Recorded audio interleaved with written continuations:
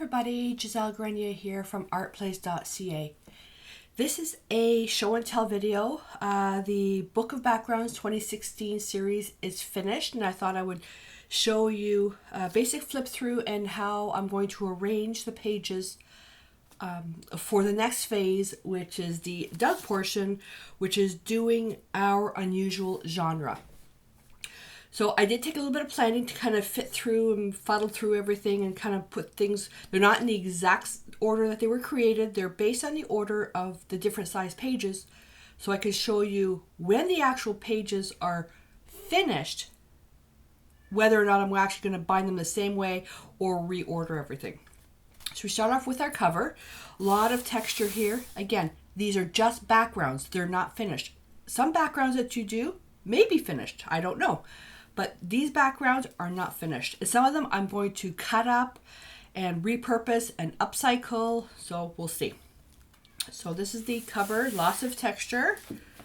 We flip through this over. And this background here, got the inside here, which is completely flat. There's no texture. Will allow for writing. And we've got this one here. And we turn, these ones look pretty cohesive. So when I actually, if I do decide in the actual finished part, keep this on this side, I'm likely going to be picking some elements for here that will tie these two together, or put something from here to here just to make everything together. This is a challenge when you're working on individual pages, is that you create individual pieces of artwork. If you're working on a bound journal, you're very likely working on a spread in one sitting, I should say. So lots of similar texture in here. This one's got a lot of texture. This one's with modeling paste. This one's with sand paste. Oh yeah, my big faux pas. Okay, so this particular one here, and then when I created the collage, I did it backwards. So I'm going to be binding it this way. So I'm going to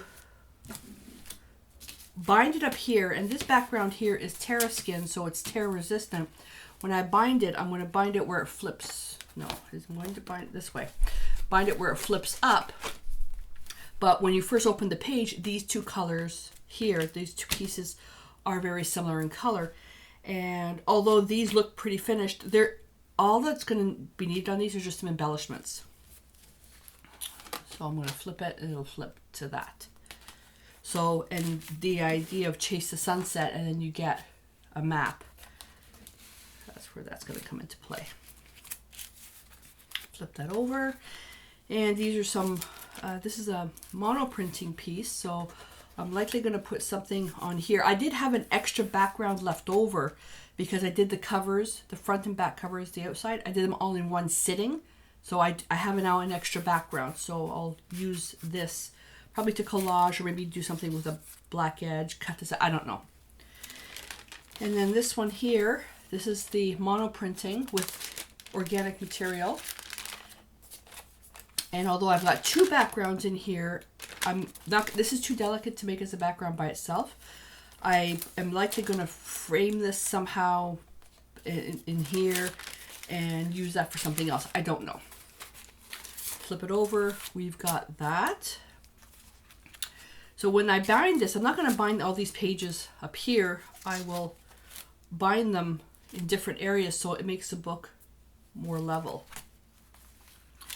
I love this. This was an accident that turned out to be absolutely amazing. Isn't that beautiful? An accident that was just amazing. Actually, when you look at this, it looks like the text is raised up off the page. This by itself would be great as a piece of artwork by itself on a wall in a large format. I've got these two. This one didn't quite turn out how I was hoping, but it turned out pretty good. And these two here, so we've got the same pattern paper here. Now this one here is quite, well, it didn't stick to this. This I think is the one I did with liquid glass. But the chances that these pages might stick together, I don't know. So I probably will come on maybe this piece when it comes to creating the artwork using the DecoArt Americana Decor Chalky Finish Paint, so there's no stickiness. And this is the magazine spread from the LCBO. So this is just a page of a magazine, a spread, and you can see here a little bit of that's paint that transferred over. And that's cohesive right there, similar colors. This one here I had so the modeling page smudged, modeling paste smudged, doesn't matter. Now this one's sticking a little bit because why is that sticking? Shouldn't have been sticking. This is actually, there's no gloss on here at all, but love that. That's pretty. And then this one here we're going to bind this way. Come across like that. These colors are similar. I love it. This could be a piece of artwork by itself. My challenge with this one though, this is almost, well, you could basically call it finished. When I was doing during the book of backgrounds part, the color kind of went over the modeling page, so it didn't stick to the top. So I'll come in with some metallic wax finish and just cover that up. Then we've got this one. This is using printed tissue, and this one here allows for a lot of background creation. So on a single piece of paper, we have surfaces to create 1, 2, 3, 4, 5 pieces of individual artwork, or you can create one piece here and one piece here. Like sometimes what's nice when you create something like this, the way that I did the fold is at the I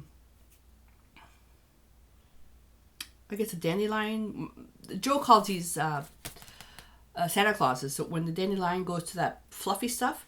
So when I did the stenciling, I stenciled it right this way, and it came across, so it's one unique piece. So it looks like it flows.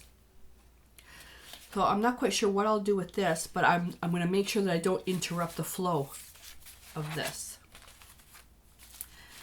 Then we have another one with tissue. That will probably be a photo in here. This one here I did backwards. The text is this way, but I wanted this to be this way. So I may end up just doing, you can tell it's a scrap piece of paper. You can tell it's crooked, just to show you that it doesn't matter what you create your backgrounds on. Okay, because we're going to be prepping them anyways. Then we've got this one here. Love this.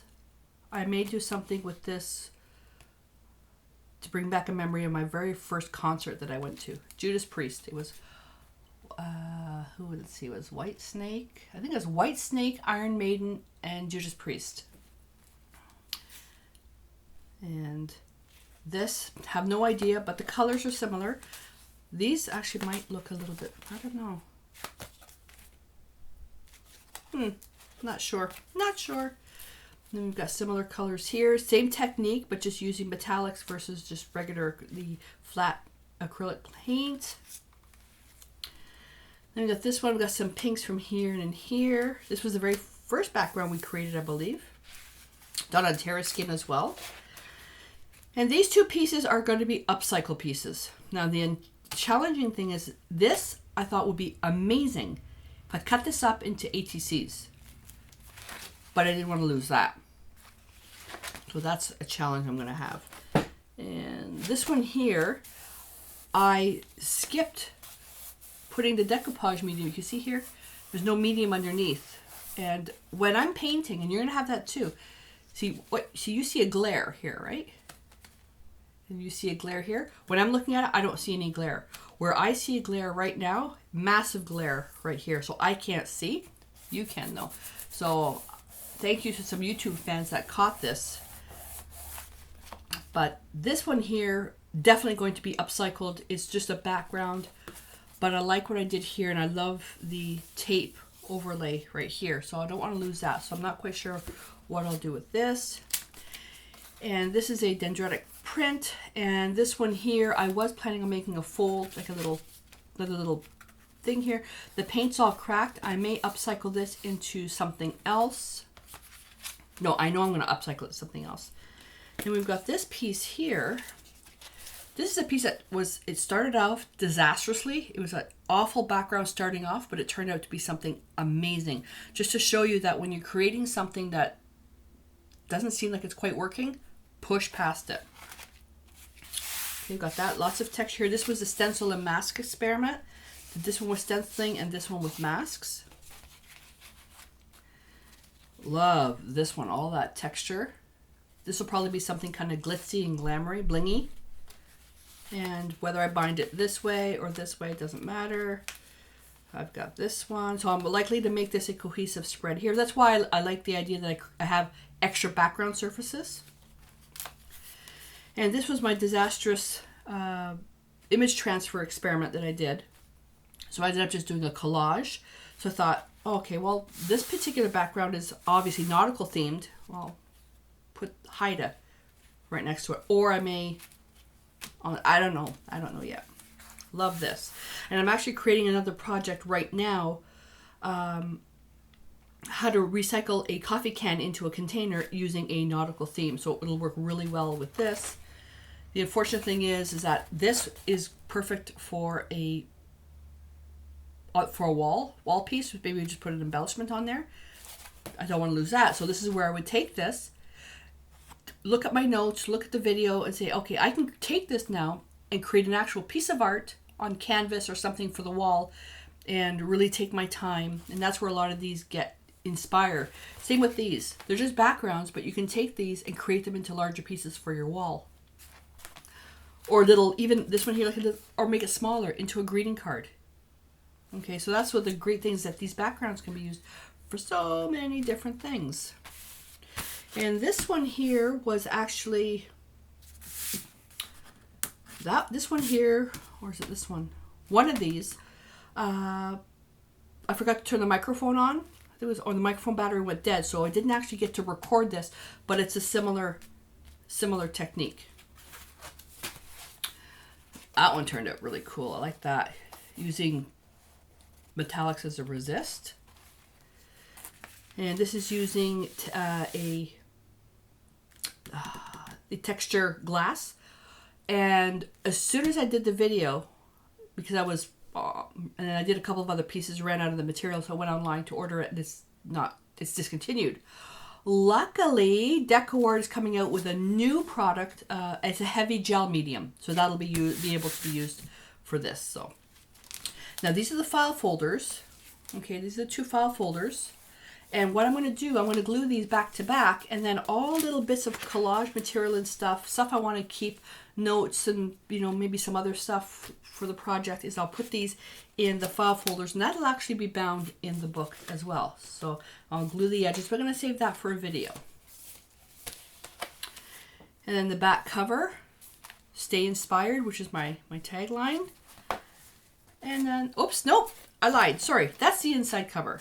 Inside back cover, where I'll write my notes basically as to, I'll further embellish this and write notes as to the process of creating the finishing the dug portion.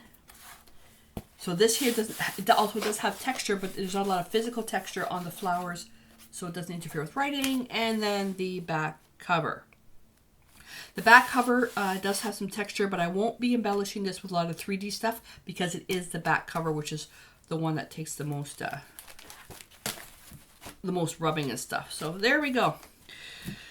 So we're going to be starting this. I'm taking a week off, and then I'm going to start recording the videos, and they'll be released on a weekly basis. So YouTube fans will get to see the videos that we release once a week.